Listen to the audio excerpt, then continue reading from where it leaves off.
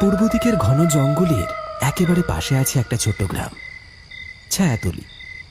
গ্রামটা খুব চুপচাপ, আর গ্রামের এক কোণে আছে একটা পুরনো কবরঘাট। জায়গাটা এখন প্রায় ভুলে গেছে সবাই।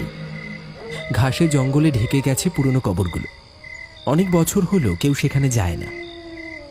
অনেক আগেই এই কবরঘাটে দাফন করা হতো। জঙ্গলের ভেতর থেকে পাওয়া যেত অচেনা, নাম না জানা মৃতদেহ। তারা কারা ছিল, কোথা থেকে এসেছিল, কেউ জানে না। লোকজন বলে আজও যদি কেউ খুব ভোরে কিংবা রাতে জঙ্গলের রাস্তা দিয়ে ওই দিকে যায়, তখন হঠাৎ শোনা যায় কিছু শব্দ। কখনো কারোর গোঙানোর মতো, কখনো হাসির মতো, আবার কখনো শোনা যায় ভারী নিঃশ্বাস ফেলার শব্দ, যেন কেউ একা একা কবরের পাশ দিয়ে হাঁটছে। ছায়াতলের মানুষজন তাই সূর্য ডোবার পর ওই পথে পা রাখে না।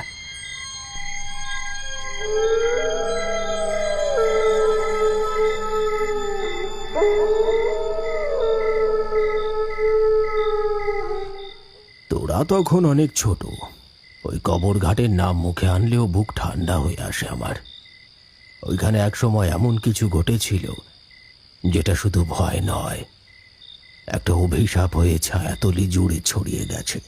কিরকম কাকা, ভূতের গল্প নাকি?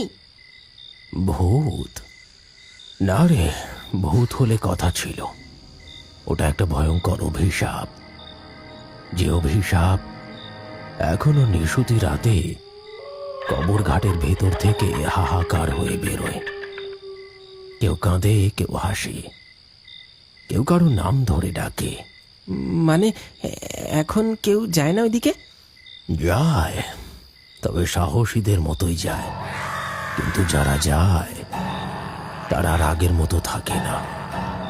কেউ ফিরেই আসে না, আর যারা ফিরে তারা পাগল হয়ে যায়, না হলে বোবা হয়ে যায়।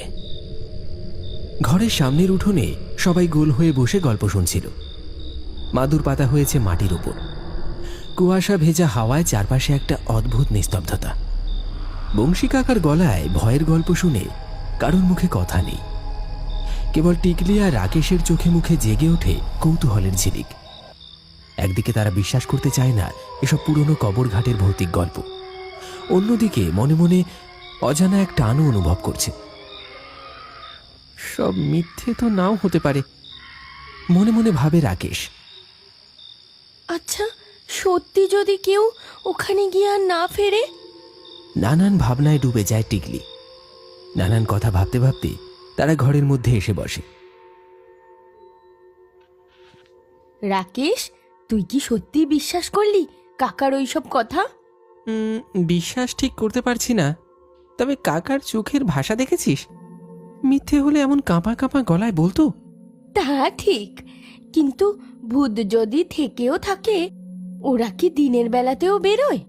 আমরা যদি কাল দুপুরে যাই, তখন তো রোদ থাকবে, আলো থাকবে, তখন তো কিছু ঘটার কথা না। হ্যাঁ, দিনে গেলে ভয় কম লাগবে।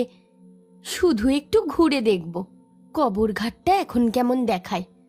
সত্যি কি কোনো কিছু আছে নাকি সব মিথ্যা? আর যদি সত্যি কিছু দেখি, তাহলে বুঝতে পারবো যা শুনেছি তা সবটাই গল্প নয়। আর যদি কিছু নাই দেখি? তাহলে অন্তত মন থেকে সেই ভয়টা চলে যাবে। তারা দুজনে সিদ্ধান্ত নেয় পরদিন দুপুরে রোদের আলো থাকতে থাকতে একবার ঘুরে আসবে সেই পুরনো কবর ঘাটের দিকে। দেখবে, খুঁজবে এতকাল যেটা শুধু গল্পে শুনেছে সেটা সত্যি কিনা। রাত গভীর হয়েছে। গল্প শেষ করে সবাই যে যার ঘরে চলে গেছে। আকাশে মেঘ, মাঝে মাঝে হালকা ঠান্ডা হাওয়া বইছে। টিকলি নিজের ঘরে শুয়ে পড়েছে চুপচাপ, জানালার বাইরে তাকিয়ে আছে। ওই পুরনো কবরস্থানে সত্যি কি কিছু আছে ওখানে, নাকি কাকা আমাদের ভয় দেখাতে গল্প বলেছিল? না, কাল দুপুরে আমি নিজেই দেখে আসব, তাহলে সত্যিটা বেরিয়ে আসবে। অন্যদিকে রাকেশ নিজের ঘরে কাঁথা গায়ে শুয়ে আছে, ছাদের দিকে তাকিয়ে। ওই কবরস্থানে কেউ গেলে আর আগের মতো ফেরে না, কথাটা মাথা দেখে সরছে না। তবু কেন যেন একটা টান লাগছে, কাল দুপুরে যেতেই হবে। টিকলিকে নিয়ে যাব, একা যাওয়া ঠিক হবে না। রাত নীরব হয়ে আসে, শুধু ঘড়ির টিকটিক শব্দ। দূরে কোথাও পেঁচা ডাকছে, দুজনেই শুয়ে পড়েছে ঠিকই, কিন্তু তাদের চোখে ঘুম নেই। একটা অদৃশ্য হাত যেন টানছে তাদের।